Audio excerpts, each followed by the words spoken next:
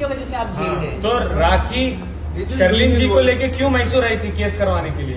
ये तो एविडेंस बैठी है मेरे बगल में। आज आप सबके सामने मैं ये कहना चाहूंगी कि लानत है उस दिन पर जब मैं उसके साथ मैसूर गई, उसके लिए इंसाफ की गुहार लगाने। लानत है उस दिन पर, उसकी मनगढ़ंत कहानी पर विश्वास करके मैं गई। शर्लिन, तू मेरी बहन है, तेरी बहन इस समय बहुत ज्यादा विचलित है, ये पीड़ित सारे है। सवाल आप प्लीज इनसे पूछिए। और मैं ये भी क्लेम किया था कि उन्होंने 3 लाख रुपए दिए थे ईरानी लड़की को।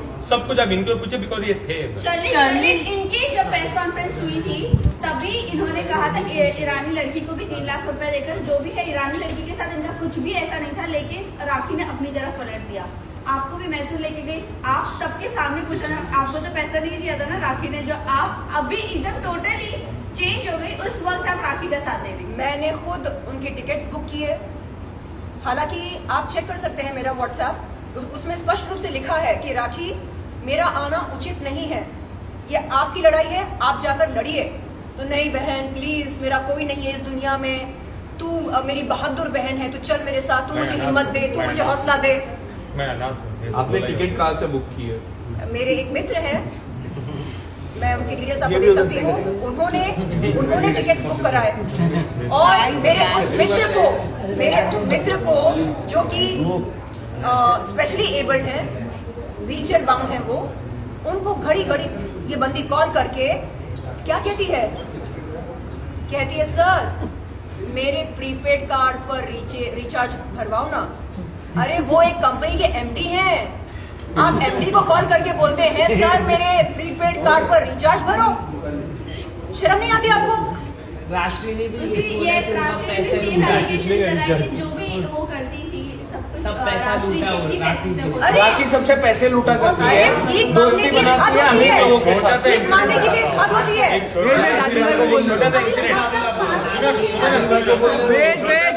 छोटा सा इंसिडेंट बताना चाहूंगा पैसों के बारे में, बहुत छोटा है। अगर BMW में पेट्रोल खत्म हो जाता था ना राखी, इतने बार हुआ है कि वो गाड़ी रुका के ऑटो लेके चले जाती थी और ड्राइवर को बोलती थी भैया से गाड़ी में पेट्रोल भरा के आ जाना। वो 2000 रुपए भी नहीं खर्चती थी, मुझे बोलती थी। ये राष्ट्रीय के एलिगेशन छोड़ो, इनके भी छोड़ो, सब लोग हम झूठ तो नहीं बोल सकते। 2000 रुपए वो ऑटो को, सॉरी BMW को रुका के ऑटो लेके, रिक्शा लेके चले जाती थी और मुझे फोन करके बोलती थी जान 2000 रुपए भेज दो। 2000 नहीं है उनके पास, 1.5 करोड़ रुपए के क्लेम्स मेरे पे लगाती है।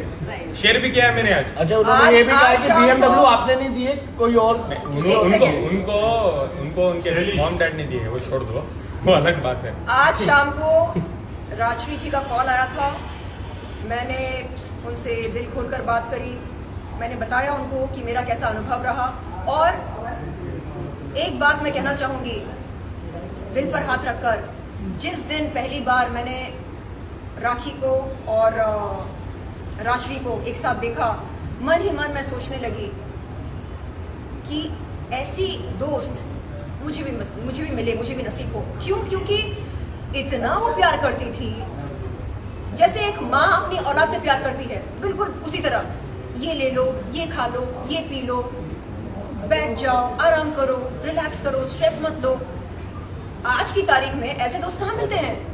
तो तब मैंने बोला था कि राजश्री, मुझे आपकी तरह एक दोस्त चाहिए जो मेरे लिए दुख और सुख में खड़ी रहे, चट्टान बनकर खड़ी रहे मेरे लिए। मेरे तो पूरे केस में घूम रहे हैं। क्या ये आप दोस्ती का हाथ बढ़ा रहे हो राजश्री के साथ? अरे मैं कह रही हूँ उनसे क्यों हंस रहे हो? क्यों बनते हैं? पहली हंसा। क्यों नहीं दोस्ती नहीं, एग्जाम्पल दोस्ती बन सकते क्या? अच्छा, आपका पासपोर्ट राखी ने छीना था आपसे?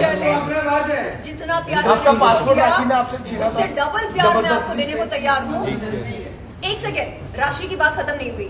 मैंने पूछा राजश्री, ऐसा क्या हुआ जो अचानक आपकी दोस्ती में दरार आ गई, क्या हुआ? तो राजश्री ने जो बात कही मुझसे, वो सुनकर मेरे पैरों तले जमीन सरक गई। उसने कहा शर्लिन, क्या बताऊं मैं, कल तक मैं उसके लिए दुनिया की सबसे इज्जतदार और बहुत ही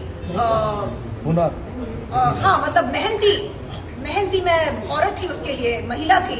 आज अचानक उसने मुझे क्या कहा? बाजारू।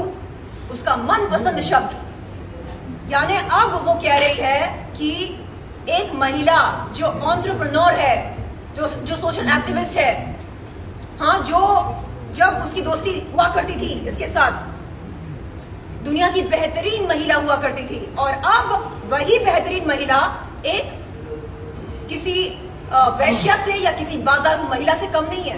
तो आप समझ सकते हैं उसकी नीच, गंदी, घिनौनी मानसिकता। मैं खंडन करती हूं ऐसी मानसिकता का। आप किसी भी महिला को जलील नहीं कर सकते। जब मन चाहा आपने उसे बाजारू बना दिया, जब मन चाहा आपने उसे एक बहुत ही इज्जतदार महिला का खिताब दे दिया।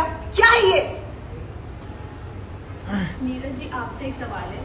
कल फाल्गुनी जी ने कहा है आप जो है कोर्ट का रूल्स वॉयलेट कर रहे हो, ऐसा मीडिया ट्रायल कर क्या, सॉरी टू से, क्या अक्यूज को after bail media trial allowed नहीं? सिर्फ डिफेंडेंट का मन चाहे वो कितना भी मीडिया ट्रायल कर सकता है? मैं बताता हूं। जब आदिल कस्टडी में था, आप लोगों ने देखा होगा, मैं सिवाय कोर्ट प्रीमाइसेस के बाहर जो रेलेवेंट आप लोगों के सवालों के जवाब होते थे केस से रिलेटेड, वही देता। मैं कभी भी फाल्गुनी जी मेरी बेहतरीन दोस्त भी हैं, कलीग हैं, मैं उनके बारे में ऐसा कोई भी टिप्पणी नहीं करूँगा। लेकिन उस समय फाल्गुनी जी बराबर बाहर बैठ के रेस्टोरेंट में राखी जी के साथ बैठ के आप लोगों ने देखा होगा इंटरव्यू किए जा रहे थे। तो मुझे सेम सवाल वही उनके बारे में पूछना है। दूसरी बात, मेरा क्लाइंट जब बाहर आया है 6 महीने तक, राखी जी ने बोला 6 महीने तक कुछ नहीं बोला, 6 महीने तक क्यों नहीं बोला? अरे भाई, आपको पता होना चाहिए, जो बंदा कस्टडी में है वो कैसे बोलेगा?